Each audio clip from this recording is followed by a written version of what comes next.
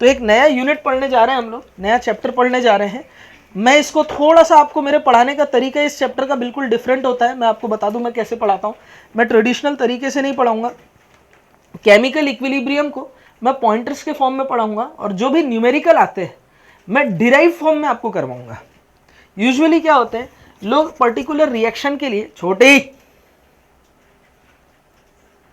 लोग particular reaction के लिए केपी और केसी के फॉर्मूले रटते हैं और उसमें वैल्यू पुट करके वो आंसर लाते हैं।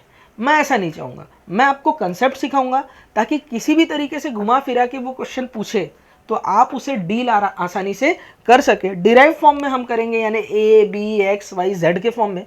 और जब एग्जाम में डाटा दिया होगा तो आप विद इन सेकेंड उन क्वेश्चन को सॉल्व कर सकते हो। बोलो मेरी बात समझ में आ रही है? तो ये हमारे प्रैक्टिस का अप्रोच रहेगा। और जब मैं डिराइव कर रहा हूँ तो मैथमेटिकल अप्रोच भी आप सीख पाएंगे। क्या सीख पाएंगे? मैथमेटिकल अप्रोच भी। तो शुरू करते हैं। चलिए दोस्तों, करते हैं टॉपिक पे काम, जगाते हैं अंदर परशुराम। मेरे साथ साथ बोलिए जय श्री राम। ठीक है, लिखो केमिकल बॉन्ड, नहीं केमिकल बॉन्डिंग नहीं, क्या केमिकल इक्विलिब्रियम।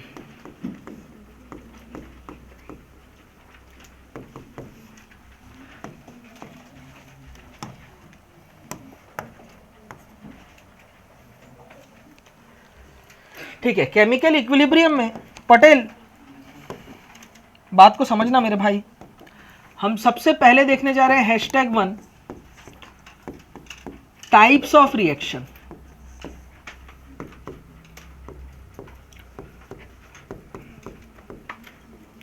रिएक्शन कितने टाइप के होते हैं पटेल मेरे मित्र?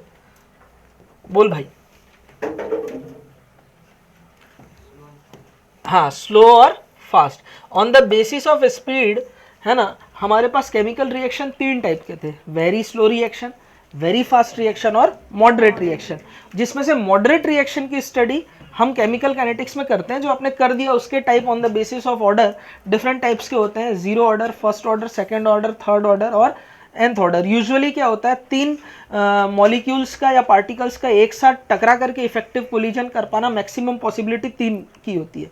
उससे ज़्यादा मॉलिक्यूल्स का एक साथ टकरा करके प्रोडक्ट बना पाना पॉसिबल नहीं होता। तो वहाँ मॉलिक्यूलैरिटी क्या हो जाती है, मैक्सिमम हमें 3 तक देखने को मिलती है। तो ये हमने on the basis of order या मॉलिक्यूलैरिटी देखा था। अब देख, टाइप्स ऑफ रिएक्शन की हम लोग बात कर रहे थे। ठीक है, टाइप्स ऑफ रिएक्शन की अगर हम बात करते हैं तो on the basis of order हमने देख लिया, on the basis of speed हमने देख लिया। अब हम लोग देखने जा रहे हैं on the basis of direction. Direction के बेसिस पे कितने टाइप के होते हैं रिएक्शन? तो दे आर 2 टाइप्स। पहला कौन सा बेटा?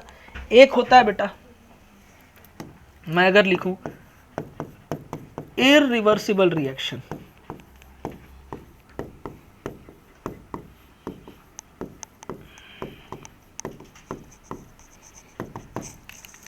which can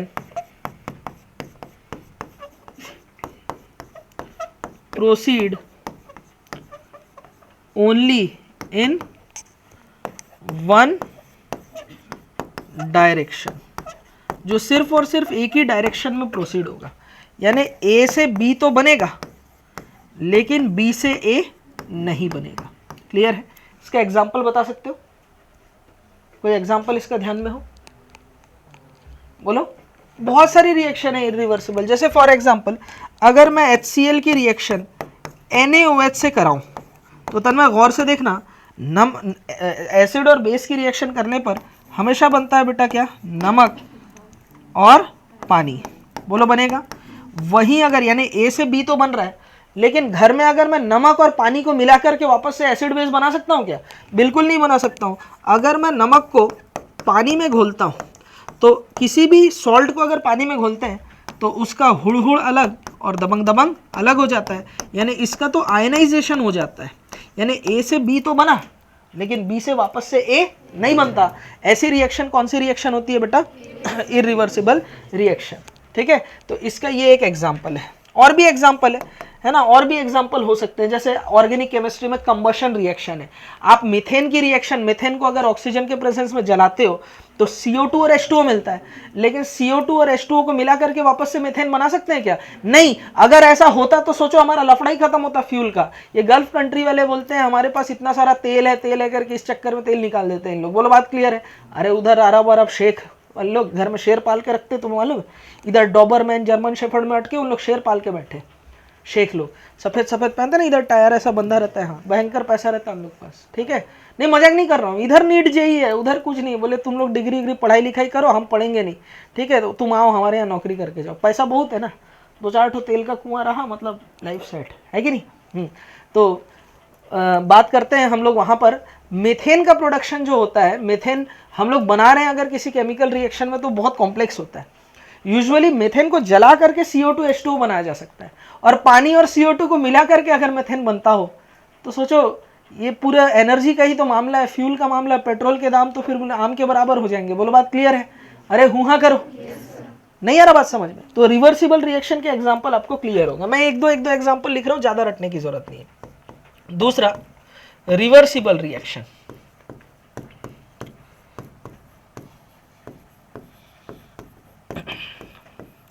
अब ध्यान दो रिवर्सिबल रिएक्शन क्या होते हैं? Which can proceed on both forward and backward direction. जो फॉरवर्ड और बैकवर्ड डायरेक्शन दोनों में प्रोसीड होता है, यानी A से B तो बनेगा, B से A भी बनेगा।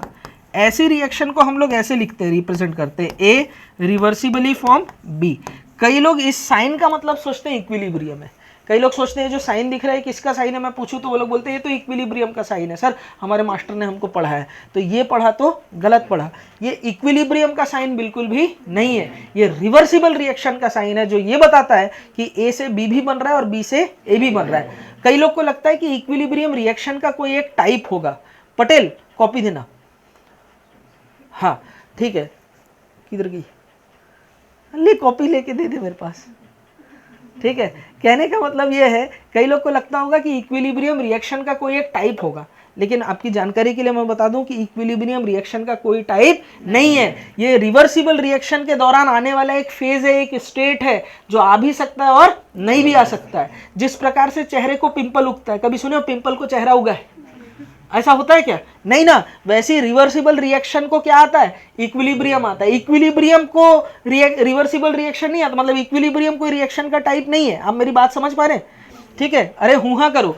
रिवर्सिबल रिएक्शन के दौरान एक स्पेशल केस, एक स्पेशल स्टेट है जो आए तो उस कंडीशन को हम लोग बोलते हैं इक्विलिब्रियम। जैसे मेरा बॉडी है, मेरे बॉडी को बुखार आया है, आ भी सकता है और नहीं भी आ सकता है। मेरा बॉडी का टेम्परेचर बढ़ रहा है तो उस मेरे बॉडी के स्टेट को मैं क्या बोलता हूं? फीवर, पायरेक्सिया, है ना। हाँ, एक नंबर बातचीत। चलो यहां तक बात क्लियर है। इसके एग्जाम्पल भी ढेरों होते हैं। अगर जैसे मैं नाइट्रोजन गैस की रिएक्शन हाइड्रोजन गैस से कर दूं तो NH3 अमोनिया गैस बनती है। इसका रिवर्स भी पॉसिबल है। अमोनिया गैस को अगर मैं इलेक्ट्रिकली डिसोशिएट करूं तो नाइट्रोजन गैस और हाइड्रोजन गैस बनती है। आपकी जानकारी के लिए बता दूं, अमोनिया गैस का फॉर्मेशन जिस इंडस्ट्रियल मेथड से होता है उसे कौन सा प्रोसेस बोलते हैं? हैबर्स प्रोसेस, ठीक है, ध्यान रखना। क्लियर है यहाँ? तो ऐसी रिएक्शन कैसी रिएक्शन होती है? रिवर्सिबल रिएक्शन होती है। इन्हें हम ऐसे डबल एरो से दिखा सकते हैं। जैसे अगर मुझे इस रिएक्शन को दिखाना है तो मैं ऐसे दिखा सकता हूँ। कैसे? N2 + 3H2 reversibly form 2NH3। तो ये इसका रिप्रेजेंटेशन हुआ। क्या मेरी बातें समझ में आई सभी को? तो इस चैप्टर में बेसिकली केमिकल इक्विलिब्रियम में, इक्विलिब्रियम किस में आएगा बताओ? इक्विलिब्रियम किस में आ रहा है? इक्विलिब्रियम किस रिएक्शन के दौरान आने वाला फेज है और स्टेट है? बताओ कौन सा? रिवर्सिबल। तो इरिवर्सिबल रिएक्शन की स्टडी तो हमने ऑलरेडी कर रखी है। हमने ऑलरेडी क्या कर रखा है? कर रखा है। इस चैप्टर में स्पेशली हम लोग क्या पढ़ने वाले हैं? रिवर्सिबल रिएक्शन के बारे में जानने वाले हैं। और रिवर्सिबल रिएक्शन का जो एक फेज है, एक केस है, स्टडी है, उसे बोलते हैं हम लोग इक्विलिब्रियम। वो हम लोग पढ़ेंगे। अब देखो, हो सकता है केमिकल रिएक्शन भी दो टाइप का होता है। केमिकल रिएक्शन, देखो रिएक्शन और दो टाइप के हो सकते हैं। अगर समझो, एक होता है फिजिकल रिएक्शन, क्या बेटा? Physical reaction. एक होता है केमिकल रिएक्शन, क्या बेटा? Chemical reaction. फिजिकल रिएक्शन में क्या होता है? स्टेट चेंज होता है। क्या होता है? स्टेट। कोई एक स्टेट से दूसरे, जैसे बर्फ से पानी बन गया है ना, ड्राई आइस से CO2 गैस बन गया, ठीक है, या कार्बन ग्रेफाइट से कार्बन डायमंड बन गया, इधर पे जो बोलता है वही होता है। मतलब पानी पहले था, भाप बना, उड़ाए वेपर बन गया, तो वेपर का फॉर्मूला भी क्या है? H2O। पानी का फॉर्मूला भी क्या है? H2O। यहाँ कोई केमिकल चेंजेस हुआ है? नहीं। तो ऐसे रिएक्शन को हम लोग क्या बोलते हैं बेटा? Physical reaction. क्या बोलते हैं बेटा? Physical reaction. दूसरा कौन सा होता है? Chemical reaction. केमिकल रिएक्शन में पुराने बॉन्ड टूटते हैं, नए बॉन्ड बनते हैं, कुछ नया बनता है, तो इस वजह से ऐसे रिएक्शन को हम लोग बोलते हैं क्या बेटा? Chemical reaction. जब तक पुराना बॉन्ड टूटेगा नहीं तब तक नया बॉन्ड बनेगा नहीं, और नया बॉन्ड बन रहा है तो ज्यादा खुश होना नहीं है। हो सकता है कोई रिएजेंट है जो ज्यादा रिएक्टिव हो, जिसके लिए एक्टिवेशन एनर्जी कम हो, थ्रेशोल्ड एनर्जी बैरियर कम हो, तो वो लोग आपस में टकराएंगे और टकरा करके छोटे छोटे प्रोडक्ट बना लेंगे, एक्टिवेटेड कॉम्प्लेक्स बनके। कुछ भी हो सकता है। तो बात समझ में आ रहा है ना? ठीक। तो ये सारी चीजें आपने ऑलरेडी केमिकल काइनेटिक्स में कुछ ना कुछ पढ़ रखा है। तो कहने का मतलब, मोरल ऑफ द स्टोरी ये है, अगर फिजिकल स्टेट चेंज होने में इक्विलिब्रियम आए तो मैं उसे बोलूंगा फिजिकल इक्विलिब्रियम। केमिकल रिएक्शन के दौरान अगर इक्विलिब्रियम आए तो मैं उसे बोलूंगा केमिकल इक्विलिब्रियम। हो सकता है कोई आयंस में टूट रहा हो, देखो यहां Na+Cl- आयनाइजेशन हुआ है, ऐसा भी तो पॉसिबल है ना, ये दोनों आयन जुड़ करके सॉल्ट का बना करके प्रेसिपिटेट बन जाए। ये दोनों आयन जुड़ करके NaCl का प्रेसिपिटेट बना दिए, ठीक है। तो अगर आयंस के बीच में अगर इक्विलिब्रियम है तो उसे हम लोग बोलते हैं आयनिक इक्विलिब्रियम। डिफरेंस समझ में आया? वैसे आपके सिलेबस में केमिकल और आयनिक इक्विलिब्रियम है, जिसमें सबसे ज्यादा इंपॉर्टेंट केमिकल और आयनिक इक्विलिब्रियम है। फिजिकल इक्विलिब्रियम जेई वाले बच्चों के लिए वेरी इंपॉर्टेंट है, तो जेई वाले बच्चों को कुछ चीजें उसमें मैं अलग से कराऊंगा। नीट वालों के लिए मोर देन इनफ क्या है? फिजिकल, केमिकल और आयनिक इक्विलिब्रियम। बोलो क्लियर है? समझ में आई बात? हालांकि मैं आपको बताऊंगा भी फिजिकल इक्विलिब्रियम भी, घबराए ना। चलो यहां तक बातें क्लियर। तो reaction on the basis of, हाँ, types of reaction on the basis of direction कितने टाइप के हुए? दो। क्लियर है? तो हमें इन रिएक्शन की स्टडी इस यूनिट में करनी है। लिखो। चलिए अब हम लोग ना कंसंट्रेशन टाइम ग्राफ देख रहे हैं। क्या देख रहे हैं बेटा? कंसंट्रेशन वर्सेस टाइम ग्राफ, ठीक है। यही वाला हैशटैग ही चल रहा है, गुस्सा नहीं बेटा। पहला हमने कौन सा देखा था? Irreversible reaction.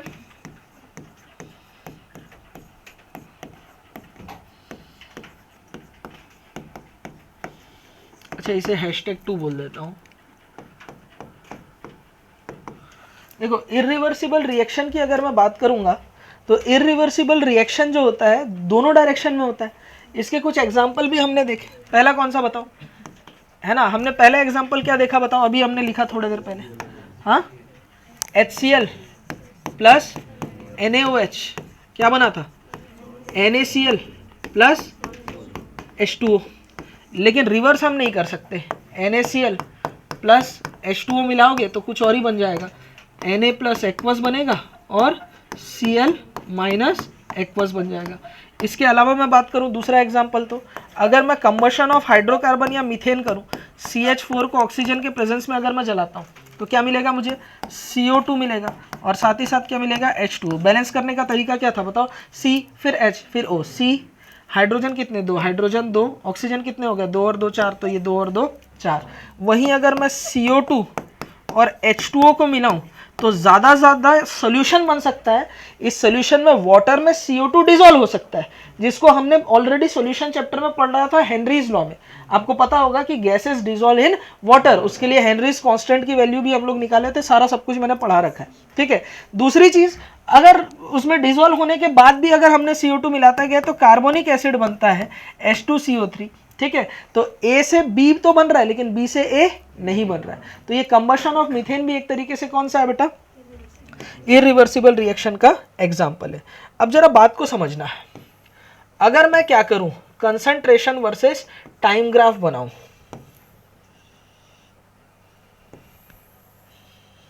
वाओ बोलो वाओ, अरे बोलो ना सब, ठीक है, एक नंबर बात, ठीक है। ऐसे ही एक हाथ से लाइन खींच सकते हो इतना सुंदर? नहीं, बिना स्केल के, ठीक है। अब जरा ध्यान देना, देखो क्या होता है, जो इरिवर्सिबल रिएक्शन होती है स्टार्टिंग में जब t इक्वस टू 0, चला रहा हूँ बेटा थोड़ी देर में, ठीक है, t इक्वस टू जब 0 था, यानी रिएक्शन स्टार्ट जस्ट हो रही थी, तो हमारे पास रिएक्टेंट होगा, क्या होगा, रिएक्टेंट होगा। रिएक्टेंट कितना होगा, 100%। प्रोडक्ट कितना होगा, 0। अरे प्रोडक्ट तो अभी बना ही नहीं है। जैसे जैसे वक्त का पहिया आगे बढ़ेगा, रिएक्टेंट होगा कम, प्रोडक्ट का कंसंट्रेशन बढ़ेगा। एक टाइम ऐसा आएगा जब रिएक्टेंट का कंसंट्रेशन प्रोडक्ट के कंसंट्रेशन के बराबर हो जाएगा। इसी को ही हमने क्या बोला था, हाफ लाइफ इक्विलिब्रियम। कौन बोला रे, गर्दन पकड़ के मरोड़ देंगे ऐसे करके, समझ में आ रहा है, ठीक है। तो गर्दन पीछे पीछे रह जाएगा, मुंडी सामने, देखोगे उधर चलोगे इधर, समझ में आ रहा है, हाँ क्लियर नहीं, हाँ। तो कहने का मतलब ये है कि वो टाइम जब रिएक्टेंट का कंसंट्रेशन प्रोडक्ट के कंसंट्रेशन के बराबर हो जाता है, तो उसे हम लोग क्या बोलते हैं, हाफ लाइफ पीरियड। अब जैसे जैसे टाइम और बढ़ा, रिएक्टेंट हो गया 0 और प्रोडक्ट हो गया 100%, ठीक है। प्रोडक्ट क्या हो गया, 100%, ठीक है। तो यही चीज़ है, इसी चीज़ को मैं आपको समझाने की कोशिश कर रहा हूँ। मान के चलो ये रिएक्टेंट है, क्या है बेटा, रिएक्टेंट। तो रिएक्टेंट का कंसंट्रेशन है ये R, ठीक है, और ये क्या है बेटा, टाइम। ऐसा केमिकल काइनेटिक्स में आपने ऑलरेडी पढ़ रखा है, जैसे जैसे टाइम बढ़ेगा रिएक्टेंट का कंसंट्रेशन क्या हो जाएगा, कम। अभी अगर प्रोडक्ट की बात करता हूं मैं, प्रोडक्ट का कंसंट्रेशन 0 से क्या हो गया, 100% हो गया। बोलो बात क्लियर है। ये t इक्वस टू 0 टाइम है, ये वो टाइम है जब रिएक्शन स्टार्ट हो रही थी, t इक्वस टू 0। ये वो टाइम है जब रिएक्शन कंप्लीट हो गई, यानी कि t क्या है बेटा, 100%। ये क्या है, t 100%। अब देखो ये वो टाइम है जिस समय में, इस टाइम पीरियड में आप देखो रिएक्टेंट का कंसंट्रेशन प्रोडक्ट के कंसंट्रेशन के क्या हो गया, बराबर हो गया। तो इस टाइम को हाफ लाइफ पीरियड या t 50% बोला जाता है। ये ऑलरेडी आपने इस ग्राफ की स्टडी आपने कर रखी है। तो ओवरऑल रिवर्सिबल रिएक्शन से अगर अलग हट के इरिवर्सिबल रिएक्शन के बारे में मैं सोचूं, तो हमें एक चीज समझ में आ रहा है, रिएक्टेंट कंज्यूम कंप्लीटली, रिएक्टेंट 100% क्या हुआ, कंज्यूम हुआ, प्रोडक्ट 100% क्या हुआ, फॉर्म हुआ। क्या मेरी बात आपको समझ में लिखा जाए। देखो रिवर्सिबल रिएक्शन को समझते हैं, इधर सब लोग अच्छे से देखना। कुछ एग्जांपल मैं लिख रहा हूँ। N2 गैस, आपने ये ऑलरेडी लिख लिया, 3H2 गैस, ठीक है, इससे रिवर्सिबली बनता है 2NH3। बोलो बनता है, ठीक है। ढेरों एग्जांपल लिख सकते हो आप।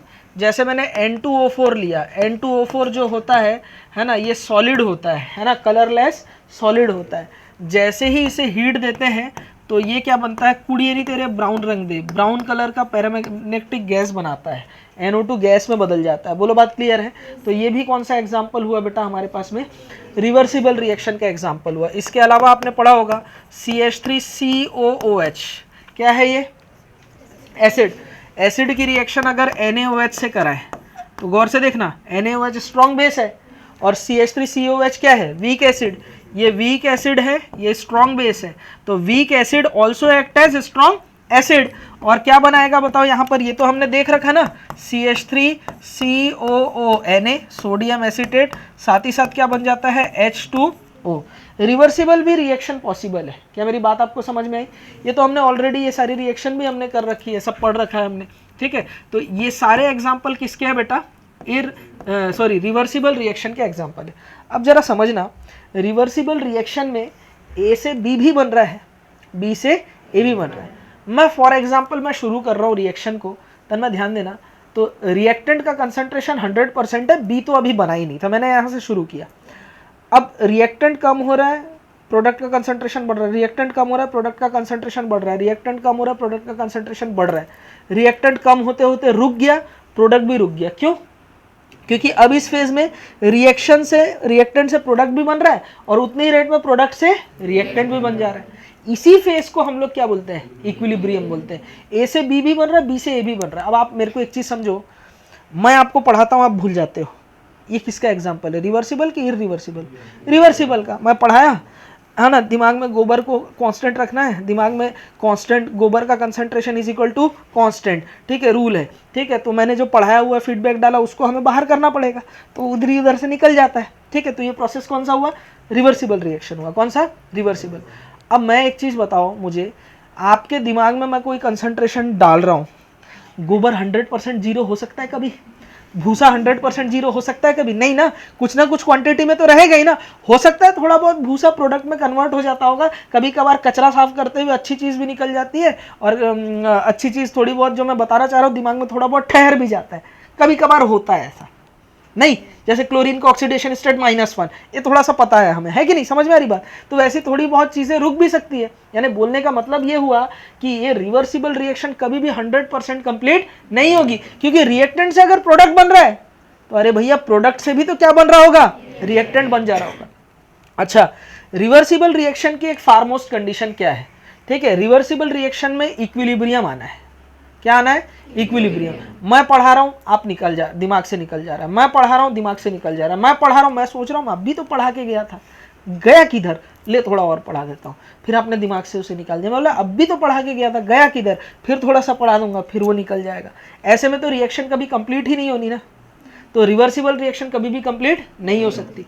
अब ये निकलने वाले को अगर मैं सील कर दूं, आपके दिमाग का ढक्कन अगर बंद हो, मैं उसमें से डाल रहा हूं, और जैसे ही मैंने कुछ कंटेंट डाला, अपने दिमाग का ढक्कन बंद करके रखा हुआ, तो वो चीज़ दिमाग में रुकने के चांसेस है कि नहीं? थोड़े बहुत, थोड़े देर तक, अरे है ना। अगर मैं क्या करूं कि मैं चाहता हूं कि इक्विलिब्रियम आ जाए, मैं चाहता हूं इक्विलिब्रियम आए, रिएक्शन हो, ए से बी भी बने, बी से ए भी बने, लेकिन ऐसा ना हो कि लगातार होते ही जा रहा है, होते ही जा रहा है, होते ही जा रहा है, होते ही जा रहा है। आप अगर सपोज रिवर्सिबल रिएक्शन 100% कंप्लीट नहीं हो रही, इस बात के मतलब को समझा जाए, मतलब रिएक्टेंट से प्रोडक्ट बना और प्रोडक्ट आपने हटा दिया, रिएक्टेंट को लगेगा अरे अभी तो बना के रखा था, गया किधर, फिर ये बनाया, फिर ये बना, फिर ये बना, निकाल दिए, फिर ये बना, निकाल दिए, फिर ये बना, निकाल दिए।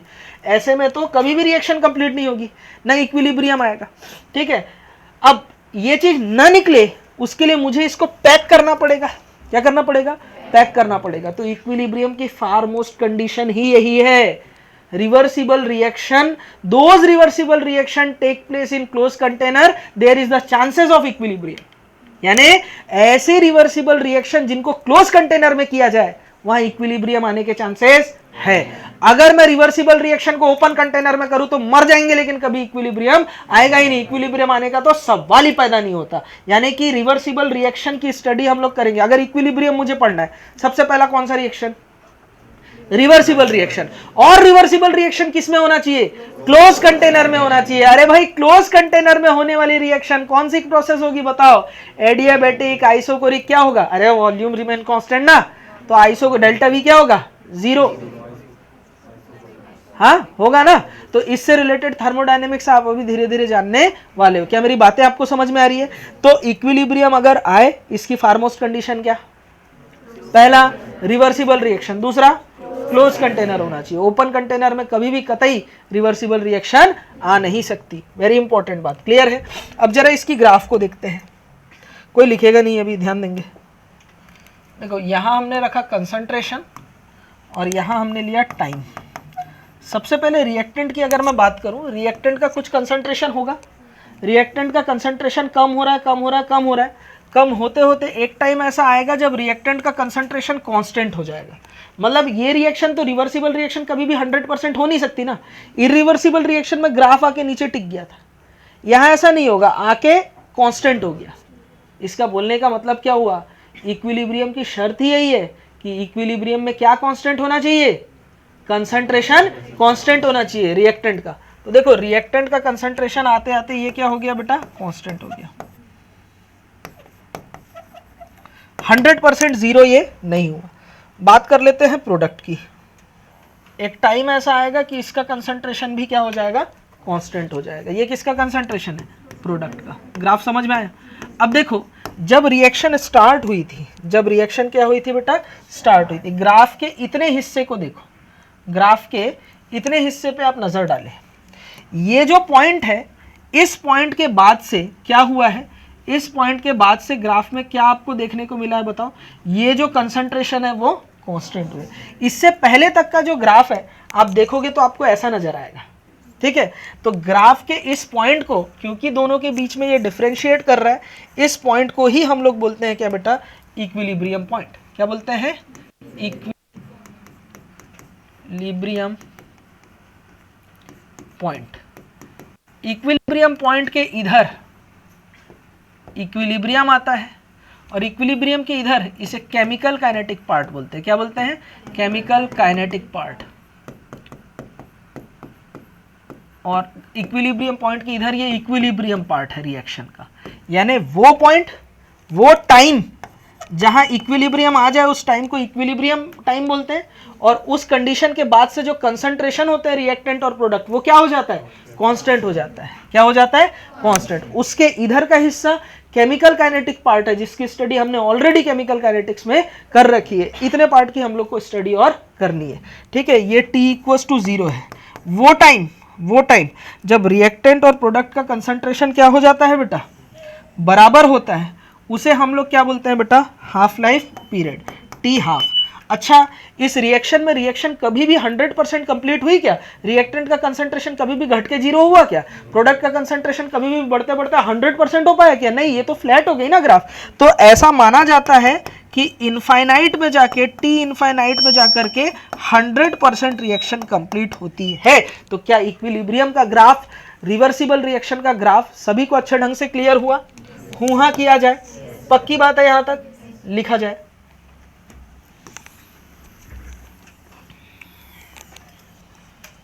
वैसे तो हाफ लाइफ पीरियड की बात आप कब करोगे, है? इधर सुनो, हाफ लाइफ पीरियड की बात कब करेंगे? जब फुल लाइफ पीरियड पता हो, जब 100% का पता हो तब तो हाफ लाइफ पीरियड की बात करते हैं। तो जब 100% का ही यहाँ ठिकाना नहीं है तो हाफ लाइफ पीरियड की बात यहाँ करनी पाप है। वैसे तो इक्विलिब्रियम में हम लोग हाफ लाइफ पीरियड की बात नहीं करते, ये सिर्फ और सिर्फ केमिकल काइनेटिक्स में पढ़ते हैं। लेकिन फिर भी मैं आपको क्यों बता रहा हूं, क्योंकि हाफ लाइफ पीरियड की एक और डेफिनेशन है, वो कंडीशन जब रिएक्टेंट और प्रोडक्ट का कंसंट्रेशन इक्वल हो जाए उसे हम लोग बोलते हैं हाफ लाइफ पीरियड। लेकिन हाफ लाइफ पीरियड का कंसेप्ट ही वहां एप्लीकेबल है जब हाफ लाइफ की जगह फुल लाइफ पीरियड हो। भाई यहाँ का फुल लाइफ पीरियड ही इनफाइनाइट है, तो इनफाइनाइट का आधा भी तो इनफाइनाइट ही होता है मैथमेटिकली। क्या गलत बोल दिया मैं? सही बोला ना, एक नंबर बातचीत। तो हाफ लाइफ पीरियड का कंसेप्ट इक्विलिब्रियम में नहीं देखा जाता, लेकिन फिर भी दूसरी डेफिनेशन के अकॉर्डिंग जो इक्विलिब्रियम को अगर छोड़ा जाए तो दूसरी डेफिनेशन भी हाफ लाइफ पीरियड की क्या है, the time period in which reactant और प्रोडक्ट कंसंट्रेशन रिमेन्स इक्वल, उस टाइम को ही हम लोग क्या बोलते हैं, हाफ लाइफ पीरियड। इस वजह से मैंने यहाँ लिखा है, हालांकि इस चैप्टर में हाफ लाइफ पीरियड जैसी कोई सिग्निफिकेंस नहीं होगी। Important condition for equilibrium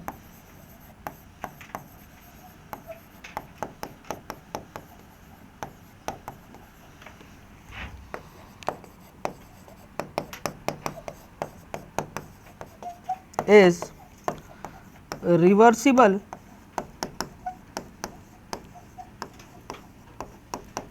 reaction is always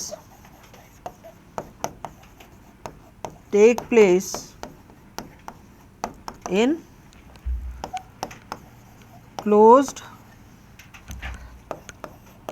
container।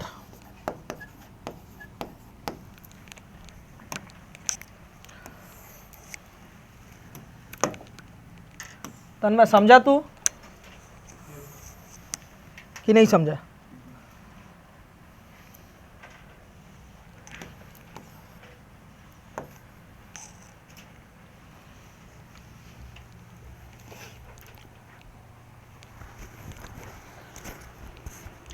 तो एक अंदाजा आपको लग गया होगा कि इक्विलिब्रियम एक फेज, एक स्टेट है जो रिवर्सिबल रिएक्शन के दौरान आता है, और रिवर्सिबल रिएक्शन किस में हो रही होती है, क्लोज कंटेनर में। अब ये बात मैं बार बार नहीं बोलूंगा, यहाँ अंडरस्टूड है कि रिएक्शन किस में हो रही है, क्लोज कंटेनर में हो रही है, ठीक है। एक चीज़ आपको अंदाजा लग गया होगा कि कंसंट्रेशन प्रोडक्ट का बढ़ते बढ़ते कांस्टेंट हो गया, रिएक्टेंट का कंसंट्रेशन घटते घटते कांस्टेंट हो गया। तो कंसंट्रेशन इक्विलिब्रियम में क्या होना चाहिए, कांस्टेंट होना चाहिए, ठीक है। तो अब हम लोग #2 के बाद 3 पढ़ने जा रहे हैं, equilibrium.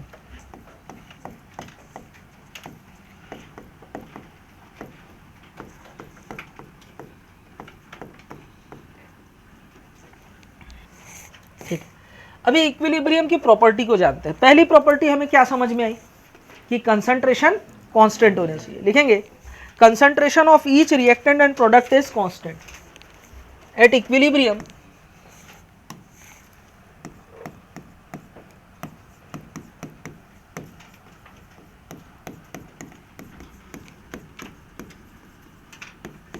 concentration of each reactant and product is constant. इसका मतलब रिएक्टेंट का कंसंट्रेशन एट इक्विलिब्रियम ये भी कांस्टेंट होगा और प्रोडक्ट का कंसंट्रेशन एट इक्विलिब्रियम ये भी क्या होगा बेटा, कांस्टेंट होगा। क्या मेरी बात समझ में आया? मैंने कंसंट्रेशन को कांस्टेंट बोला है रिएक्टेंट और प्रोडक्ट का, बराबर नहीं बोला। क्या मेरी बात समझ में आई? इस बात का विशेष ध्यान रखें। मैंने बोला कंसंट्रेशन कांस्टेंट, ना कि मैंने ये बोला है कि प्रोडक्ट का कंसंट्रेशन रिएक्टेंट के कंसंट्रेशन के बराबर होगा। दोनों में फर्क है भाई। अपने गाने का रैप फुल कड़क है भाई, बोलो बात क्लियर है ना? दोनों चीज में फर्क है ना? ठीक है, रिएक्टेंट और प्रोडक्ट का कंसंट्रेशन क्या होना चाहिए, कांस्टेंट होना चाहिए। बराबर हो ना हो वो अलग बात है। ठीक है, चलिए तो देखो मैं कुछ ग्राफ यहां आपको बताऊंगा, आप मुझे बताना कि इनमें से कौन सा इक्विलिब्रियम का ग्राफ है या नहीं है। ठीक है, ये कंसंट्रेशन टाइम ग्राफ है जो आप देख रहे हैं। ठीक है, इसमें ब्लू वाला जो है रिएक्टेंट के लिए और वाइट वाली लाइन जो दिख रही है वो प्रोडक्ट के लिए दिख रहा है। इनमें से कौन सा ग्राफ इक्विलिब्रियम को रिप्रेजेंट करता है? छोटी बताएगी। हाँ, ए, बी और C, which of the following graph is represent equilibrium? First, शानदार गलत जवाब, आंसर है तीनों। कैसे जरा देखना। ठीक, इधर देखो, बैठ बताएंगे। ठीक है, इधर ध्यान दो। इस ग्राफ में अगर मैं इक्विलिब्रियम पॉइंट ढूंढूं, क्या ढूंढूं बेटा, इक्विलिब्रियम पॉइंट, तो ये रहा इक्विलिब्रियम पॉइंट। अरे हूं हाँ करो। ठीक है, ये क्या है बेटा, इक्विलिब्रियम पॉइंट। ठीक, इस ग्राफ में ये रहा क्या बेटा, इक्विलिब्रियम पॉइंट। इस ग्राफ में ये रहा क्या बेटा, इक्विलिब्रियम पॉइंट। एक बात को समझना, वैसे तो इस चैप्टर में हाफ लाइफ पीरियड का कोई सिग्निफिकेंस नहीं है, लेकिन इस वाले केस को समझो, है ना, इस वाले केस को समझना आप अच्छे से, जरा ध्यान देना। ये जो टाइम है ये है टी हाफ, बोलो है, और इक्विलिब्रियम पॉइंट के टाइम को बोला जाता है टी इक्विलिब्रियम। इसके बाद ये जो प्रोडक्ट का कंसंट्रेशन है वो क्या हो चुका है, कांस्टेंट। आप देखो इस ग्राफ में यहाँ से जाते जाते ये कांस्टेंट हो गया। ठीक वैसे ही पटेल नाखून मत खा, इधर ध्यान दे बेटा, प्रोडक्ट का कंसंट्रेशन भी, ये जो रिएक्टेंट है इसका कंसंट्रेशन घटते घटते इस पॉइंट के बाद से क्या हो गया, स्ट्रेट चला गया, यानी ये क्या हो गया बेटा, कांस्टेंट। तो वो रिएक्शन जिसमें रिएक्टेंट और प्रोडक्ट के कंसंट्रेशन कांस्टेंट हो जाए, है ना वो इक्विलिब्रियम। अरे हूं हाँ करो। और इस बार इक्विलिब्रियम कब आया है, हाफ लाइफ पीरियड के बाद। दूसरे केस को देखो, ये रिएक्टेंट है, कंसंट्रेशन घटते घटते बराबर हो गया, ये रिएक्टेंट का कंसंट्रेशन है। ठीक है, ये प्रोडक्ट का कंसंट्रेशन है, बढ़ते बढ़ते क्या हो गया बेटा, कांस्टेंट हो गया, ये प्रोडक्ट का कंसंट्रेशन है। और दोनों कमाल की बात तो ये है बराबर भी है, दोनों कमाल की बात तो क्या है, बराबर भी है। इस बार इक्विलिब्रियम पॉइंट और हाफ लाइफ पीरियड दोनों सेम। समझ में? हमें मतलब नहीं क्या हो रहा है, हमें मतलब सिर्फ इतना है, रिएक्टेंट और प्रोडक्ट दोनों के कंसंट्रेशन क्या होने चाहिए, कांस्टेंट होने चाहिए। इस वाले केस को देखो, ये हमारे पास इक्विलिब्रियम पॉइंट है। अब तो हाफ लाइफ पीरियड आया ही नहीं, इनफाइनाइट में कहीं जाके हाफ लाइफ पीरियड आ रहा होगा। दो पैरेलल लाइन एक दूसरे को कहाँ काटते, इनफाइनाइट में। मैथ्स बोलता है ऐसा, बोलो बात क्लियर है। ठीक है, इस बार इस पॉइंट के बाद रिएक्टेंट का कंसंट्रेशन क्या हो गया है, कांस्टेंट हो गया है, और प्रोडक्ट का कंसंट्रेशन भी क्या है, कांस्टेंट है। इस बार हाफ लाइफ पीरियड आया ही नहीं है। इसे ऐसे समझो, रिएक्टेंट का कंसंट्रेशन 100%, प्रोडक्ट का कंसंट्रेशन 0, ये घट रहा है, ये घट रहा है, ये घट गया, ये घट गया, ये घट गया, ये घट गया, ये हाफ लाइफ पीरियड आया, ये रुक गया। क्या रिएक्शन रुक गई क्या? नहीं, जितना रिएक्टेंट से प्रोडक्ट बन रहा है उतना ही प्रोडक्ट से क्या बन रहा है, उसी रेट से रिएक्टेंट बन रहा है। तो ऐसा लग रहा है कि इनका कंसंट्रेशन कांस्टेंट है, रिएक्शन नहीं हो रही, लेकिन यहाँ रिएक्शन हो रही है। दोनों के कंसंट्रेशन कांस्टेंट हो गए, मतलब यहाँ क्या आ गया, equilibrium. Case number first. Second case देख, ये घट रहा है रिएक्टेंट, ये प्रोडक्ट बढ़ रहा है, ये घट रहा है, कराटे नहीं दिखा रहा हूँ, मिथुन दादा टाइप, समझना इधर। ये घट रहा है, बढ़ रहा है, बढ़ते बढ़ते दोनों कंसंट्रेशन बराबर हो गए। और कमाल की बात तो ये, इसके बाद घटना बढ़ना बंद हो गया, यानी कंसंट्रेशन क्या हो गए, कांस्टेंट हो गए। हाफ लाइफ पीरियड में ही क्या आ गया, इक्विलिब्रियम। तीसरा केस देखना, ये रिएक्टेंट का कंसंट्रेशन घट रहा है, ये घट रहा है, ये प्रोडक्ट बढ़ रहा है, ये रुक गया, हाफ लाइफ पीरियड आया ही नहीं, लेकिन कंसंट्रेशन क्या हो गए, कांस्टेंट हो गए। मतलब यहां भी क्या आ चुका है, इक्विलिब्रियम। तो इक्विलिब्रियम हाफ लाइफ पीरियड के बाद आ सकता है, हाफ लाइफ पीरियड में आ सकता है, या हाफ लाइफ पीरियड आने के पहले ही आ सकता है, वेट नहीं करेगा हाफ लाइफ पीरियड का। क्या मेरी बात समझ में आई? ठीक है, इस पहले केस को देखो, इस केस में प्रोडक्ट का कंसंट्रेशन आफ्टर इक्विलिब्रियम ज्यादा होता है रिएक्टेंट के कंसंट्रेशन के बाद। इस केस में रिएक्टेंट का कंसंट्रेशन आफ्टर इक्विलिब्रियम ज्यादा रहता है प्रोडक्ट के कंसंट्रेशन के बाद। मैं कह सकता हूं कि इस वाले केस में हाफ लाइफ पीरियड आया है कहां पर, इनफाइनाइट। समझ में आया? तो ये तीनों ही ग्राफ किसके हैं, इक्विलिब्रियम के। लिखा जाए, चलिए। खैर, इक्विलिब्रियम की पहली प्रॉपर्टी क्या मैंने आपको बताई, कंसंट्रेशन क्या होता है, कांस्टेंट। इक्विलिब्रियम में सबसे ज्यादा धोखा किसमें होता है, खुशबू बात को समझना, रिएक्टेंट कम हो रहा है, प्रोडक्ट बढ़ रहा है, बढ़ते बढ़ते ये कंसंट्रेशन कांस्टेंट हो गए। तो हमें ऐसा लगता है कि कंसंट्रेशन कांस्टेंट हो गया, मतलब जाहिर सी बात है, अपना 50 ग्राम वाला दिमाग लगा के हमारे को यही आइडिया आता होगा, अच्छा इसका मतलब रिएक्शन रुक गया, मैं तो जीनियस हूं, यही लगता है ना हमें, अरे हूं हाँ करो। लेकिन ऐसा नहीं है, ये रिएक्शन जो होता है डायनेमिक होता है। Equilibrium is the dynamic process. Concentration रुका हुआ है ना, तो इसे रोक के रखने के लिए मेंटेन किया जा रहा है। क्या किया जा रहा है बेटा, मेंटेन किया जा रहा है। मेंटेन करने के लिए rate of forward direction rate of backward direction के बराबर किया जा रहा है, तब जाके इनका कंसंट्रेशन कांस्टेंट हुआ पड़ा है। मेहनत लग रही है, डायनेमिक प्रोसेस है। इसे ऐसे समझो जैसे हितेश आ इधर, नहीं हितेश मत आ, तू आ इधर नोबल, ठीक है, इधर आना बेटा, ठीक, आना ऊपर आना, डर मत ना, कुछ नहीं करूंगा, हाथ पकड़ मेरा, ठीक है, उधर दूर जा, जोर से मत खींचना, मेरा अभी ऑपरेशन हुआ, तकलीफ है थोड़ा, धीरे धीरे खींचना, हाँ ठीक है, धीरे खींचना बोल रहा हूँ, ताकत ना, धीरे धीरे खींच खींच खींच खींच। देखो आपको क्या लग रहा है, हाथ यहाँ रुका हुआ है, क्या हुआ है, रुका हुआ है, लेकिन इसे यहाँ रोक करके मेंटेन रखने के लिए ताकत मैंने इधर से लगाया, ताकत मेरा भाई भी उधर से लगा रहा है, लगा रहा है नहीं लगा रहा है, तो तब जाके दोनों जगह से हम लोग रिएक्ट कर रहे हैं, तब जाकर के इसे यहाँ कांस्टेंट रखा जा रहा है। तो ऐसे देखने से लग रहा है कि ये रुका हुआ है, ठीक है। Act like a duck, duck को देखो पानी के ऊपर, सरफेस जाना बेटा, सरफेस के ऊपर शांत दिख रहा है एकदम, ऐसा लग रहा है कुछ कर ही नहीं रहा है, एफर्ट ही नहीं कर रहा है, ऊपर बैठा हुआ है, मस्त चिल मार रहा है, तैर रहा है, लेकिन नीचे कितना पैडल मार रहा है पानी के अंदर वो किसी को नहीं दिखता। आप डॉक्टर बन जाओगे, बोले किस्मत अच्छा था इसलिए सेलेक्ट हो गया, लेकिन बनने के पीछे आपकी जो मेहनत थी, आपने कितना पानी के अंदर पैर मारा है, वो कोई नहीं देखेगा। बोलो बात क्लियर है? वही वाली बात है, इक्विलिब्रियम अगर हो रहा है, कंसंट्रेशन कांस्टेंट हुआ है, तो कंसंट्रेशन कांस्टेंट करने के पीछे दोनों फॉरवर्ड बैकवर्ड डायरेक्शन की रिएक्शन है, इनको काम करना पड़ता है, और इतना बराबर काम करना पड़ता है कि इनके रेट जब तक बराबर होंगे तब जाके कांस्टेंट कंसंट्रेशन को कांस्टेंट मेंटेन किया जा सके। बोलो बात क्लियर है? तो इक्विलिब्रियम के लिए सेकंड और most important point, equilibrium is the dynamic process. कौन सा प्रोसेस है, लिखेंगे second point, equilibrium is dynamic process. अब देखो एक रिएक्शन में आपको लिख रहा हूं, N2 गैस की रिएक्शन 3H2 गैस से कराए, तो सबसे पहले 2NH3 बना, बनते बनते सबसे पहले क्या हुआ, इनके कंसंट्रेशन कम होते गए, अमोनिया का कंसंट्रेशन बढ़ते गया। एक टाइम ऐसा आया जब इन दोनों के कंसंट्रेशन कम होना रुक गया, कांस्टेंट हो गया, और अमोनिया भी एक सिग्निफिकेंट अमाउंट में आकर के बन करके रुक गया। तो उसी पॉइंट को मैं कौन सा पॉइंट बोलूंगा, इक्विलिब्रियम पॉइंट। इक्विलिब्रियम आ चुका है, तो यहाँ इक्विलिब्रियम लाने के लिए मैंने रिएक्शन किससे कराया था, N2 + 3H2 से, अमोनिया से, तब जाके इक्विलिब्रियम आया। मेरा सवाल ये है कि sir why only N2 + 3H2, why not ammonia? क्या अमोनिया को डिसोशिएट करके मैं इक्विलिब्रियम ला सकता हूँ?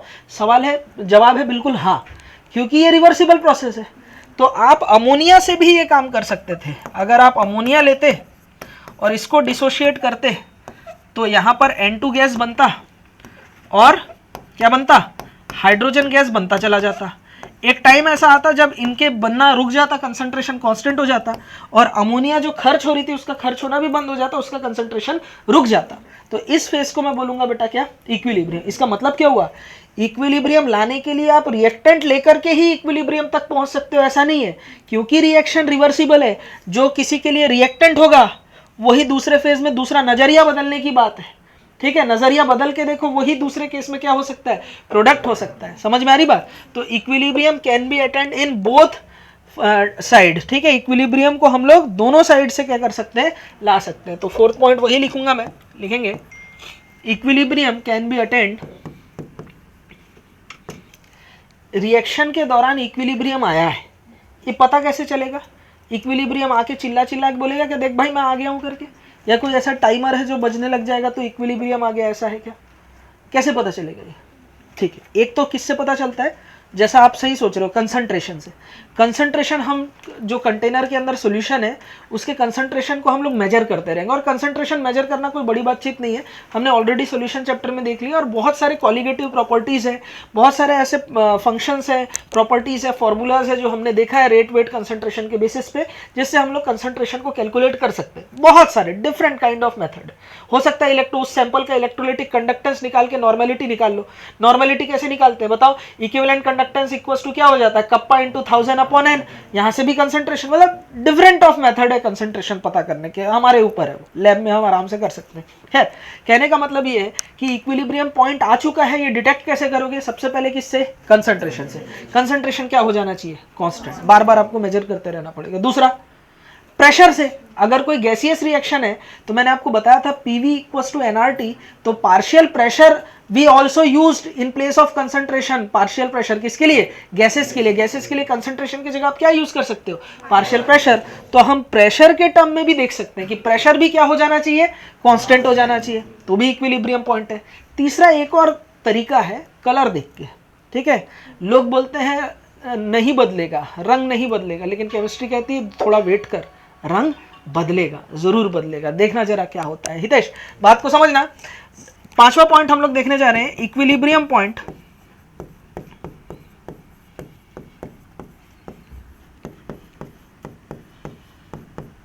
Can be detected by either concentration और प्रेशर और कलर।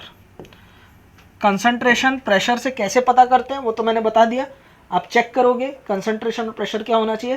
कांस्टेंट। कलर को देख करके कैसे होता है जरा देखो, जैसे N2O4 है, ठीक है, N2O4, अच्छा मैंने नाइट्रोजन के ऑक्सी एसिड्स, नाइट्रोजन के ऑक्साइड्स आपको पढ़ा रखे हैं, वेरी इंपॉर्टेंट। ठीक है, उनमें ऑक्सीडेशन स्टेट, फिजिकल प्रॉपर्टी क्या है वो सब पढ़ना है, एनसीईआरटी में टेबल भी दी हुई है। N2O4 कलरलेस सॉलिड है, क्या है बेटा? कलरलेस सॉलिड है, ठीक है। और अब मैं इसका डिसोसिएशन कर रहा हूँ, तो रंग बदलेगी? नहीं बदलेगी। रंग बदलेगी? नहीं बदलेगी। लेकिन एक टाइम बाद N2O4 जब डिसोशिएट होता है तो NO2 बनता है। क्या बनता है? NO2। NO2 का कलर कुड़िए नहीं तेरे ब्राउन रंग दे, वो ब्राउन मुंडे, ब्राउन कलर का गैस है। क्या है बेटा? ब्राउन कलर का गैस। ठीक, जैसे जैसे टाइम बढ़ेगा, जैसे जैसे टाइम बढ़ेगा, इंटेंसिटी ऑफ ब्राउन कलर ये बढ़ेगा। फिर और टाइम बढ़ने के बाद इंटेंसिटी क्या हो सकता है? कांस्टेंट। अब ब्राउन कलर की इंटेंसिटी क्या हो गई? कांस्टेंट हो गई। It is equilibrium point, it is equilibrium point, ये इक्विलिब्रियम पॉइंट है। समझ में आया बात मैंने क्या बोला? ठीक है, आप कलर को देख करके भी इक्विलिब्रियम का अंदाजा लगा सकते हो। ठीक है, जैसे जैसे टाइम बढ़ेगा इक्विलिब्रियम, ब्राउन कलर की इंटेंसिटी क्या होगी बेटा? बढ़ेगी। और एक टाइम बाद इंटेंसिटी बढ़नी कम हो गई, उसे ही हम लोग क्या बोलते हैं? Equilibrium point. तो मेरी बातों को रिलेट कर पा रहा होगा कितना जरूरी बुक हम सॉल्व कर रहे हैं। दम चाहिए, जिगर चाहिए ऐसे बुक्स पे डील करने के लिए, है ना? हर कोई नहीं करता, है ना? अच्छे बुक से, अच्छे क्वेश्चन से इनको ज्यादा करके बनाओ। ठीक है, थोड़ा टाइम असर्शन रीजन को दो। जैसे आप 30 क्वेश्चन बना रहे हो ना, तो जो बुक है मॉड्यूल के ही हो या बुक हो, असर्शन रीजन में थोड़ा सा आप टाइम दे। 10-15 क्वेश्चन असर्शन रीजन के हर चैप्टर के हर दिन होने चाहिए। ठीक है, क्वेश्चन प्रैक्टिस से ही नंबर आएगा भैया। आप कितना थ्योरी पढ़ ले, कितनी कॉपी रिवीजन करते रहे, कुछ नहीं होगा। ठीक है, क्वेश्चन प्रैक्टिस बढ़ाने। ठीक है पटेल जी, 1 नंबर। आगे बढ़ो। लास्ट प्रॉपर्टी इक्विलिब्रियम की देख रहे हैं, छठवां पॉइंट है ना, ठीक है। Eight equilibrium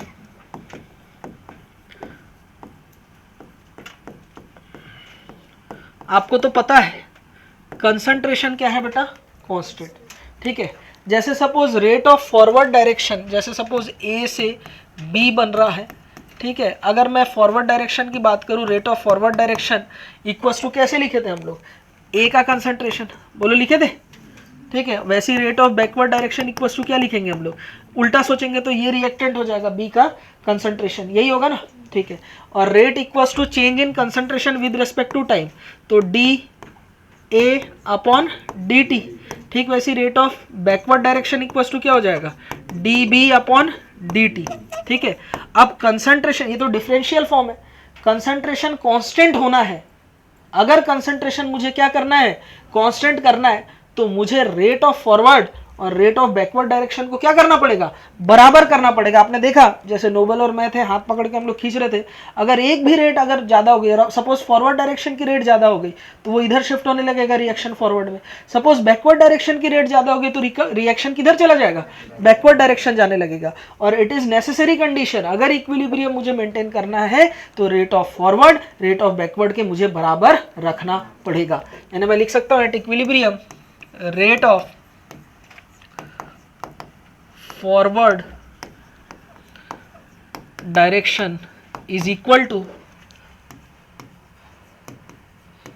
rate of backward direction. धोखा हो गया ना, बैठ, हाँ हाँ बोल बोल बोल, फर्स्ट है ना, वाह बेहतरीन, गलत जवाब, नो नहीं, बैठ जाए, है ना। हाँ देखो समझो, मैंने आपको बोला इक्विलिब्रियम में कंसंट्रेशन क्या होना चाहिए, कांस्टेंट होना चाहिए। जरा ध्यान देना, कंसंट्रेशन कांस्टेंट वाले ग्राफ तीनों में ही थे भाई। यहां भी कंसंट्रेशन क्या हुआ था, कांस्टेंट हुआ था, यहां पर भी कंसंट्रेशन कांस्टेंट, यहां भी दोनों के कंसंट्रेशन कांस्टेंट, यहां भी दोनों के कंसंट्रेशन क्या हुए, कांस्टेंट। और मैंने क्या बोला, रेट दोनों के क्या होने चाहिए, इक्वल। इस केस में देखो यहां पर रेट ऑफ फॉरवर्ड डायरेक्शन, ये क्या है बेटा, ये रिएक्टेंट के लिए, रिएक्टेंट कम हो रहा है, ये रेट ऑफ फॉरवर्ड डायरेक्शन है, ये rate of backward direction. Blue वाला किसके लिए, प्रोडक्ट के लिए, ये रिएक्टेंट के लिए। इस केस में rate of backward direction greater than है रेट ऑफ फॉरवर्ड डायरेक्शन। और मैंने आपको बोला रेट क्या होना चाहिए, बराबर, यानी ये इक्विलिब्रियम का ग्राफ तो नहीं है। चलो देखते हैं, यहां पर इस केस में rate of forward direction rate of backward direction के बराबर है, यानी इट इज इक्विलिब्रियम कर्व, ये इक्विलिब्रियम का ग्राफ है। इस केस की बात करेंगे, ये रेट ऑफ फॉरवर्ड डायरेक्शन है, ये रेट ऑफ बैकवर्ड डायरेक्शन है ना। रेट ऑफ फॉरवर्ड और रेट ऑफ बैकवर्ड की अगर मैं बात करूं, इस बार कौन ज्यादा है, रेट ऑफ फॉरवर्ड डायरेक्शन ज्यादा है। इस बार rate of forward direction rate of backward direction से क्या है, ज्यादा है, यानी ये भी इक्विलिब्रियम का ग्राफ नहीं है। क्या ये बात आपको समझ में आया, अरे हूं हाँ किया जाए, ठीक, छापो। तो बच्चे गलती ये करते हैं यूजुअली, जो मैंने आपके आंखों के सामने रखा है, ठीक है। तो इस चीज का ध्यान रखेंगे। ये वाला कंसेप्ट कितने लोग को मालूम था पहले से, हाथ उठा, हाँ good.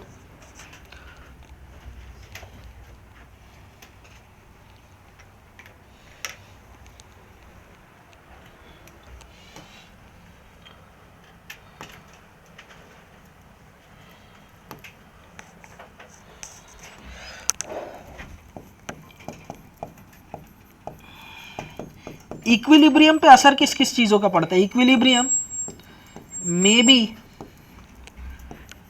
Affected by concentration, pressure और वॉल्यूम, ठीक है। और भी बहुत सारे फैक्टर होते हैं, इसे हम लोग लीच एटलियर प्रिंसिपल में डिटेल में पढ़ेंगे। Affected by concentration, pressure, volume, यानी वॉल्यूम बढ़ाओ घटाओ, प्रेशर घटाओ बढ़ाओ, टेम्परेचर घटाओ बढ़ाओ, इक्विलिब्रियम शिफ्ट होती है, चेंज होती है ना। ये हम लीच एटलियर प्रिंसिपल में इस पॉइंट को डिटेल में पढ़ेंगे, 7वां पॉइंट। तो ये कुछ प्रॉपर्टीज थी किसकी, इक्विलिब्रियम की, समझ में आया।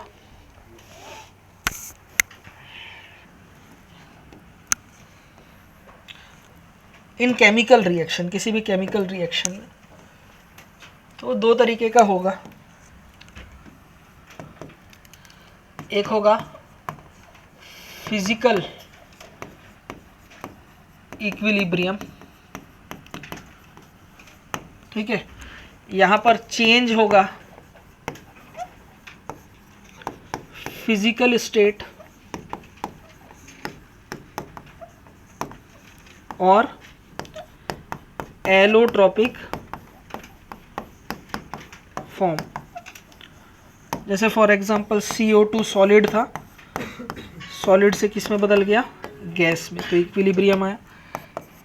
H2O लिक्विड था, वेपराइज हो गया, H2O गैस बन गया, कोई बड़ी बातचीत नहीं है, ठीक है। कार्बन डायमंड था,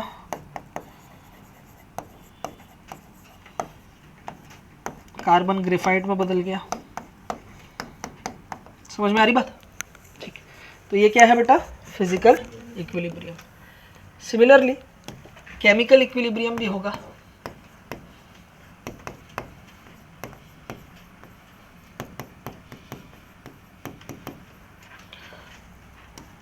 तो केमिकल इक्विलिब्रियम में क्या होगा, old bonds broken, new bonds form, chemical changes होंगे। यहाँ चेंज किस में होगा, चेंज इन, ठीक है, केमिकली, यानी old bonds break, new bonds form. Just लिख लो, कोई काम का है नहीं ये सब, ठीक है। देख लो, जैसे हम लिखें PCl5 सॉलिड था, PCl3 में बदल गया, प्लस Cl2 गैस में बदल गया। ये सारी रिएक्शन होंगी ढेरों। H2 gas, hydrogen gas, O2 के साथ अंडर प्रेशर टेम्परेचर कंडीशन अगर रिएक्ट करें, वाटर H2O लिक्विड में बदल गया। देखो रिएक्टेंट एंड जो बनने वाला प्रोडक्ट है वो अगर सेम फेज में रहे तो वो होमोजेनियस इक्विलिब्रियम रहेगा। अगर डिफरेंट फेज में है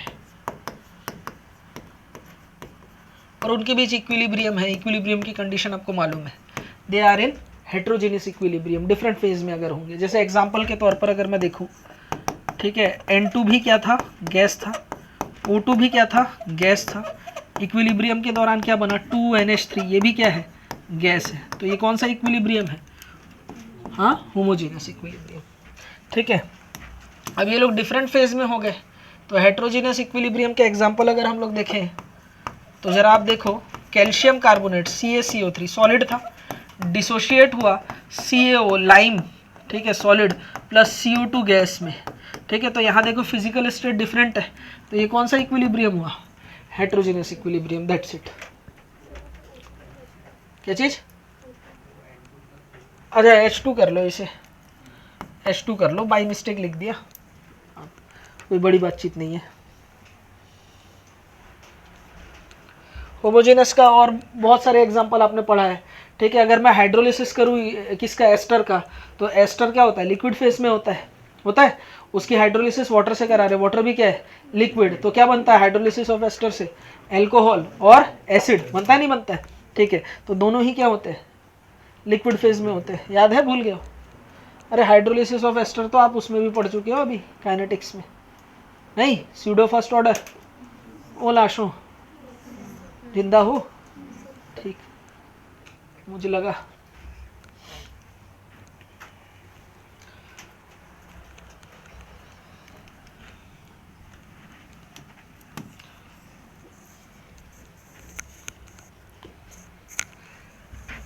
#6 देख रहे हैं, लॉ ऑफ मास एक्शन। जरा समझो बात को, आपने इससे पहले केमिकल काइनेटिक्स में रेट लॉ पढ़ा, क्या पढ़ा बेटा, रेट लॉ। रेट लॉ कैसा लॉ था, प्रैक्टिकल लॉ था कि थ्योरेटिकल, प्रैक्टिकल लॉ था, कैसा था, प्रैक्टिकल। हमने एक्सपेरिमेंट किया था अलग अलग, उस बेसिस पे हमने ऑर्डर कैलकुलेट किया और ऑर्डर को हमने रिएक्टेंट के कंसंट्रेशन के ऊपर रखा था। ये हमारा प्रैक्टिकल कहता है। थ्योरी क्या बोली थी, जो स्टोइकियोमेट्रिक कोएफिशिएंट है उसको कंसंट्रेशन के पावर में रखो, आपको याद आ रहा है? ठीक है, तो लॉ ऑफ मास एक्शन जो है, सबसे पहली बात तो ये it is theoretical concept.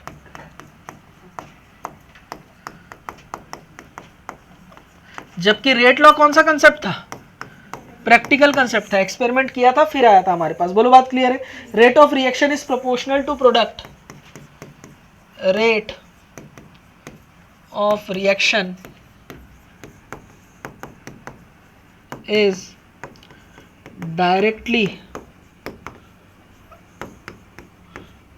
proportional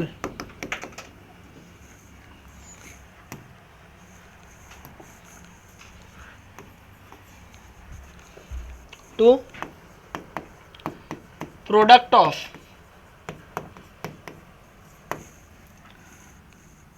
active mass of reactant, whereas stoichiometric coefficient are taken as power.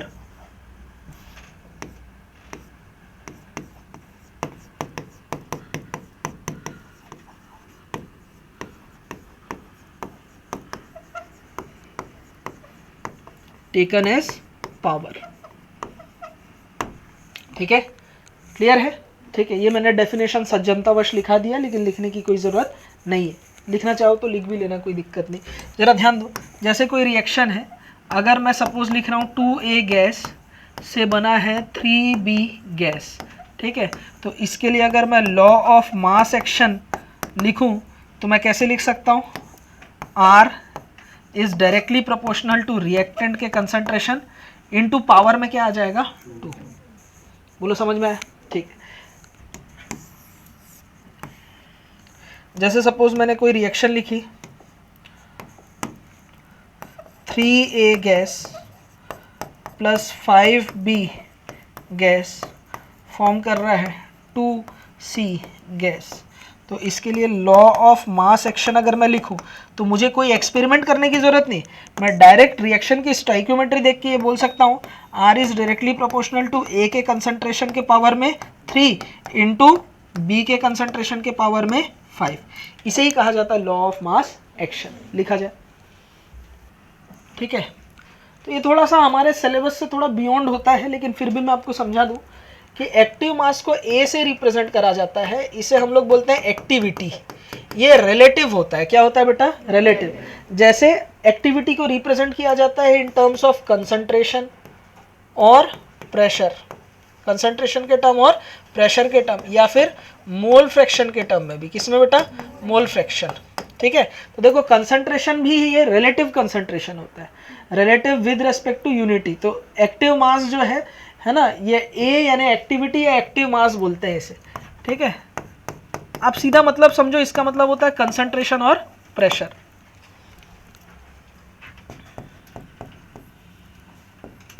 मतलब वो कंसंट्रेशन या प्रेशर रिएक्टेंट का जो प्रोडक्ट की तरफ शिफ्ट होता है ना। ठीक, चलिए ये चीज़ क्लियर हो रहा है। ठीक, और बात करेंगे एक्टिविटी या एक्टिव मास से रिलेटेड, सॉलिड का क्यों 1 लिया जाता है, प्योर लिक्विड का क्यों 1 लिया जाता है, मैं आगे बात और करूंगा उस बारे में। लेकिन फिलहाल अभी हम लोग लॉ ऑफ मास एक्शन का रिप्रेजेंटेशन समझते हैं। यहाँ तक बातें क्लियर हो गई। ठीक, सपोज कोई केमिकल रिएक्शन है, ठीक है, ए के ए मोल्स फॉर्म कर रहे हैं, मान के चलो बी के बी मोल्स। ठीक है, तो सबसे पहले for forward direction reaction, for forward reaction, अगर मैं फॉरवर्ड रिएक्शन को लिखना चाहूं तो मैं लिख सकता हूं ए के ए मोल्स फॉर्म कर रहा है बी के बी मोल्स से। ये चीज क्लियर हो रहा है सभी को? ठीक, तो यहां पर अगर मैं लॉ ऑफ मास एक्शन लगाऊं तो कैसे लिख सकता हूं, rate of forward direction is directly proportional to reactant का कंसंट्रेशन, और इसका जो स्टोइकियोमेट्रिक कोएफिशिएंट है वो कहाँ चला जाएगा, पावर में। और कसम भगवान गणेश की, आपने ऐसा रेट लॉ में भी किया था, जब भी प्रोपोर्शनेशन का साइन हटता है तो वहां पर क्या आ जाता है, कांस्टेंट। ठीक है, तो उसे मैं लिख सकता हूं आर एफ इक्वल्स टू के एफ इंटू ए के पावर में ए। क्लियर हो रही बात ये? ठीक है, के एफ क्या है? रेट कांस्टेंट है ये, क्या है बेटा? Rate constant for forward direction. ये आपने कैलकुलेट किया हुआ है भाई, है ना? आपने ये पढ़ रखा, पूरा टेबल बना रखा केमिकल काइनेटिक्स में। क्लियर हो रही बात? ठीक है, ये तो बात हो गई किसकी बेटा? फॉरवर्ड रिएक्शन की। अब हम लोग किसकी बात करने जा रहे हैं बेटा? बैकवर्ड डायरेक्शन की। फॉर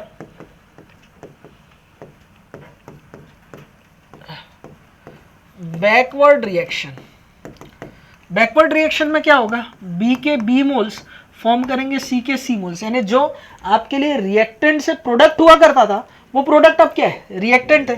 तो अगर मैं यहाँ लॉ ऑफ मास एक्शन लगाऊं तो मैं क्या लिख सकता हूँ? Rate of backward direction is directly proportional to concentration of power B, और कंसंट्रेशन ऑफ बी, और बी का जो स्टोइकियोमेट्रिक कोफिशिएंट है वो पावर में चला जाएगा। अरे हूँ हाँ करूँ तो मैं लिख सकता हूँ आर बी इक्वल्स टू के बी इंटू बी के कंसंट्रेशन के पावर में बी। ठीक है, के बी क्या है? It is rate constant for backward direction. ये क्या है? रेट कांस्टेंट है किसके लिए? बैकवर्ड डायरेक्शन के लिए। क्या मेरी बात आपको समझ में आई? Rate constant for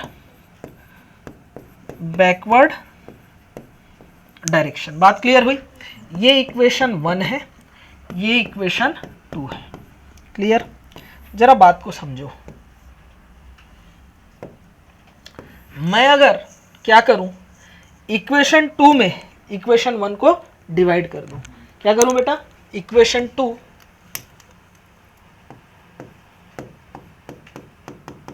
divided by equation 1 कर देता हूं, या और समझो मैं यहां एट इक्विलिब्रियम, अगर मैं यहां इक्विलिब्रियम की बात कर रहा हूं तो इक्विलिब्रियम की प्रॉपर्टीज आप पढ़ रखे हो। क्या प्रॉपर्टी होती है? कंसंट्रेशन कांस्टेंट, आंख बंद नहीं होना चाहिए ना तो सर परमानेंट सुला देते हैं, मालूम ही होगा बात, है कि नहीं? हाँ, सुना नहीं है। इक्विली कंसंट्रेशन क्या होता है? कांस्टेंट, और आई रेट भी कांस्टेंट। मार तो बेटा लगा ना यार। अच्छा, बुआ करके डरती है, बड़ों पे हाथ नहीं उठाते। देवांगन जी एक लगा खींच के एकदम, नहीं छोड़ रहे अंदर, माफ कर देते हैं, सोना नहीं है बेटा, है कि नहीं? कंसंट्रेशन कांस्टेंट और रेट बराबर होने चाहिए। क्या होने चाहिए? बराबर होने चाहिए, यानी rate of forward direction equals to क्या होना चाहिए? Rate of backward direction. तो कर दो इक्वेशन 1 को 2 से बराबर, तो के एफ इंटू ए के कंसंट्रेशन के पावर में ए बराबर होगा के बी इंटू बी के कंसंट्रेशन के पावर में बी। अरे हूं हाँ करो। ठीक है, तो इसे मैं ऐसे लिख सकता हूं, के forward upon K backward equals to ए के बी के कंसंट्रेशन के पावर में क्या हो जाएगा बताओ? बी के कंसंट्रेशन के पावर में बी अपॉन ए के कंसंट्रेशन के पावर में ए। समझना बात को? देख पटेल इधर, K forward upon K backward, K F क्या है? Rate constant at forward direction, K B क्या है? Rate constant for backward direction. इन दोनों रेट कांस्टेंट का जो रेशियो होता है उसे ही हम लोग बोलते हैं के इक्विलिब्रियम। क्या बोलते हैं बेटा? के इक्विलिब्रियम। इसे ही बोला जाता है इक्विलिब्रियम कांस्टेंट। इक्विलिब्रियम कांस्टेंट क्या बोलते हैं? Equilibrium constant. अब ये के इक्विलिब्रियम डिफरेंट टाइप का हम लोग पढ़ेंगे। जैसे अगर ये एक्टिविटी, ये सब क्या है? एक्टिव मास ऑफ प्रोडक्ट, ये क्या है? Active mass of reactant. समझाने के लिए मैंने कंसंट्रेशन लिया था, लेकिन आपको पता है एक्टिव मास क्या हो सकता है? कंसंट्रेशन, प्रेशर, मोल फ्रैक्शन हो सकता है। अगर ये कंसंट्रेशन के टर्म में तो के इक्विलिब्रियम को मैं बोलूंगा के सी। अगर ये प्रेशर के टर्म में तो उस के इक्विलिब्रियम को मैं बोलूंगा के पी। क्या बोली? क्या बोल रही थी? क्या बोलेंगे? ठीक है, अगर ये मोल फ्रैक्शन के टर्म में तो इसे हम लोग बोलेंगे के एक्स। ठीक है, तो इक्विलिब्रियम कांस्टेंट के इक्विलिब्रियम इन जनरल फॉर्म में अगर मैं लिखूं तो इक्वल्स टू एक्टिविटी किसका? ऑफ, ये बी क्या है? Product upon activity of reactant.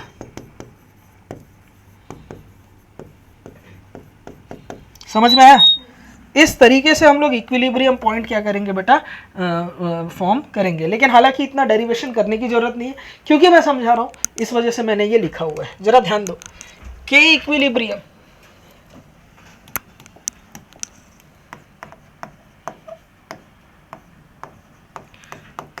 Activity of product upon activity of reactant, यही है, ठीक है। Kc के लिए क्या हो जाएगा, concentration of product upon concentration of reactant. Kp के लिए क्या हो जाएगा, partial pressure of product upon partial pressure of reactant, समझ में आया। Kx के लिए क्या हो जाएगा, मोल fraction of product upon mole fraction of reactant. तो हमें 3 तरीके के इक्विलिब्रियम कांस्टेंट की स्टडी करनी है in the chapter of chemical equilibrium, ठीक है। चलिए, जब आयनिक इक्विलिब्रियम आएगा तो वहां पर इसे एसिड के लिए K, बेस के लिए Kb, सॉल्युबिलिटी के लिए Ksp, डिफरेंट वाटर के लिए KH, डिफरेंट नाम दिए जाते हैं। चीज वही है, अंदाजे बयां अलग है। पार्ले जी बिस्किट वही है, पहले पैकिंग में 4 उंगली वाला एलियन बच्चा आता था, आजकल रैपर में छोटा भीम आता है, लेकिन वही पानी में जाता है वापस नहीं आता, बिस्किट वही। बोलो बात क्लियर है, पैकिंग अलग अलग है, तो different form of equilibrium constant हम लोग जानेंगे। बोलो बात क्लियर है। अरे ये चीज समझ में आया सभी को, ठीक है, लिख लो, ध्यान दो। मान के चलो कोई रिएक्शन है, ए के ए मोल्स गैसियस बी के बी मोल से रिएक्ट कर रही है गैसियस, फॉर्म कर रही है सी के सी मोल गैस प्लस डी के डी मोल्स, ठीक है। मैंने ऐसा पहले भी कर रखा है, आपने देखा भी है, थर्मोडायनेमिक्स में भी करोगे और डिफरेंट चैप्टर में। डेल्टा एन जी होता है प्रोडक्ट के गैसियस मोल माइनस रिएक्टेंट के gaseous mole. Delta N G equals to होगा C plus D minus A plus B. क्या मेरी बात आपको समझ में आई, ठीक है। अब इस रिएक्शन के लिए अगर इक्विलिब्रियम कांस्टेंट मुझे लिखना हो तो मैं लिख सकता हूँ Kc इक्वल्स टू क्या होगा, प्रोडक्ट का concentration C to the power C into D to the power D upon A to the power में A into B to the power में B, ठीक है बॉस। अब मुझे अगर यूनिट लिखना है तो मैं जिससे पूछूंगा सिर्फ वही बताएगा, बाकी सब चुप रहेंगे। बच्ची बताएगी कंसंट्रेशन की यूनिट क्या होती है, सब चुप रहेंगे, नहीं बताना है। बोल बेटा, रे बोलो, मोल पर लीटर। लाशों कंसंट्रेशन को जनरल टर्म में रिप्रेजेंट करते हैं, हमने ऐसा ऑस्मोटिक प्रेशर में भी किया था। कंसंट्रेशन को C बोले थे, C इन जनरल टर्म में क्या होता है, स्टैंडर्ड फॉर्म में मोलैरिटी की यूनिट क्या होती है, मोल पर लीटर। तुम लोग नीट का फॉर्म भरे हो क्या, हाँ, देख के खर्चा करना, देख समझ के खर्चा करना। कड़वा बात है लेकिन सच है। चैप्टर खत्म होने को है, सिलेबस खत्म होने को है, फिजिकल केमिस्ट्री का आखिरी यूनिट पढ़ा रहा हूं मैं, इसमें भी रोते नहीं बेटा, रोते नहीं। इसमें भी मैं कंसंट्रेशन की यूनिट पूछ रहा हूं तो बोल रहे हैं कुछ पता ही नहीं है उन्हें। मोल पर लीटर होता है, क्या होता है, मोल पर लीटर। हे भगवान, हे प्रभु, कुछ दिन मुझे शक्ति देना बेटा, मतलब बेटा बोल रहा हूँ, सॉरी, कुछ दिन तक, सॉरी माफ करना भगवान। बेटा बोलते बोलते आदत हो गई, एक दिन पापा से बात कर रहा हूँ, कुछ बात में बेटा निकल गया है, मेरे को बड़ा वो लगा, फिर बोला हाँ हमें आदत हो गया करके, हाँ सही बात है, अभी बाप भी तो बन गया है करके। तो खैर, हे भगवान मुझे शक्ति देना, मैं सिलेबस जल्दी कंप्लीट हो जाए, इन लोग और दुखी मुझे ना करे। आधा तबीयत खराब मेरा तुम लोग के चक्कर में होता है, ठीक है। कंसंट्रेशन की यूनिट पूछूं तो नहीं पता, वासुदेव मोल पर लीटर तुझे पता था ना, सच बोल, है ना बेटा, तू बोलने ही वाला था ना, मैं अगर तेरे से पूछता एकदम से बोल देता ना मोल पर लीटर बेटा, है ना, हाँ ठीक है। देखो तो समझो बात को, इस कंसंट्रेशन की यूनिट क्या है, मोर नहीं, मोल पर लीटर के पावर में C इंटू मोल पर लीटर के पावर में D अपॉन क्या होगा बताओ, मोल पर लीटर के पावर में A इंटू मोल पर लीटर के पावर में B। यही है। जब देखो बेस सेम है तो पावर क्या होते हैं, मैं जिससे पूछूंगा वो बताएगा। बेस सेम होने से पावर माइनस हो जाते हैं कि नहीं, ऐड हो जाते हैं, ठीक है। ये दोनों होगा ऐड, ये दोनों ऐड होगा, A प्लस बी, ये क्या होगा C plus D. Base same है तो क्या हो जाएगा, C plus D minus A plus B. इसे मैं ऐसे लिख सकता हूँ, मोल पर लीटर के पावर में C plus D minus A plus B. इसे क्या कहते हैं, इसे कहते हैं डेल्टा Ng, ऊपर लिखा हुआ है, ठीक है। तो इसकी यूनिट हो जाएगी Kc की मोल पर लीटर के पावर में डेल्टा Ng। समझ में आया, सिमिलरली अगर मुझे Kp का रिप्रेजेंटेशन लिखना हो तो पार्शियल प्रेशर ऑफ C के पावर में C, partial pressure of D के पावर में D upon partial pressure of A के पावर में A into partial pressure of B के पावर में B। अब जरा इनके यूनिट की बात कर लेते हैं, ठीक है। यूनिट की जब मैं बात करता हूं तो यूनिट जब देखेंगे, प्रेशर की यूनिट क्या होती है, पार्शियल प्रेशर की यूनिट देवांगन जी बताएगी जल्दी, ATM। क्या करो, ATM। तो ये हो जाएगा ATM के पावर में C plus D minus A plus B।